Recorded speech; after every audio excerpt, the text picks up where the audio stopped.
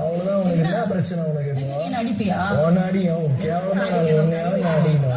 இல்ல கையை நீட்டுற. நான் இப்படிதான் போறேன். அததான் கேக்குறேன். யாரு உன்னை? நான் லேடிஸ் மேல நான் கை வைக்க மாட்டேன்டா. நீ வாய் இருக்குன்னு இஷ்டத்துக்கு பேசுறல, உன்ன மாதிரி நான் கிடையாது. கண்டஸ்டன்ட்னா அதுக்கு ஏத்த மாதிரி பேசிக்கோங்க. செல்ஃப் அடிக்கிறது 2 பேருமே சேர்த்தா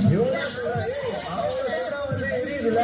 புரிஞ்சுட்டு பேசுங்களேன். இது எல்லாமே பாக்குறாங்க கேட்கறாங்கிறத மட்டும் கேட்டு பேசுங்களேன். கனியாக்க போயிட்டாங்க. இது பேருக்கா கனியாக்க போயிட்டாங்க. நான் மனசார சொன்னேன். ஒரு நிமிஷம் சொல்றேன்.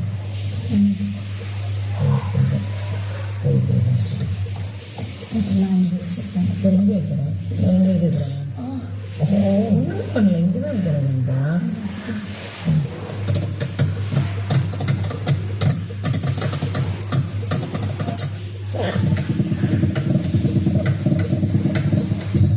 நான் உன்னை நம்பி ஒரு சில இது சொல்லியிருக்கேன் அப்படின்னா, இங்கே 1 2 3 4 5 6 பேர் இருக்கிற இடத்துல நீ சொல்றேன்னா அப்போ நீ யார்? யார் இந்த வயசு கொடுத்தாதான் என் கேள்வி. இல்லை இந்த தடவை பயங்கரமாக வலிக்க ஆரம்பிச்சாங்க. அதை திறந்து விட்டுருவோமா?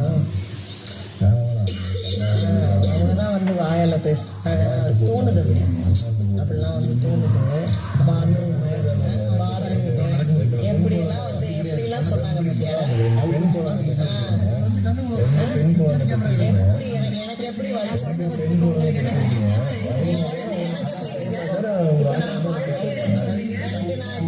பண்ண ஒரு விஷயத்த எப்படி வந்து சொன்னாங்க பத்தியா?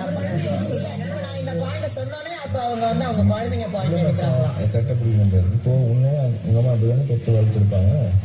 புரியுதா? அதுக்கு உன் பேரு கேட்டு போனா வாழ்க்கை கேட்டு போனாலும் இப்போ என்னை வந்து நல்லா டேமேஜ் பண்ணி சொல்லுவாங்களா?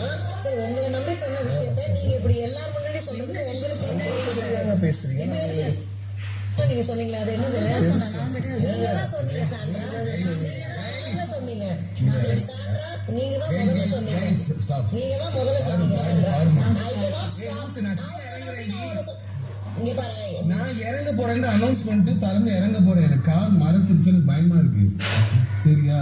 அதுதான் சொல்ல வர. அதுக்கப்புறம் நீ பேசு. இன்னும் நான் தடுக்கல. வேறடா.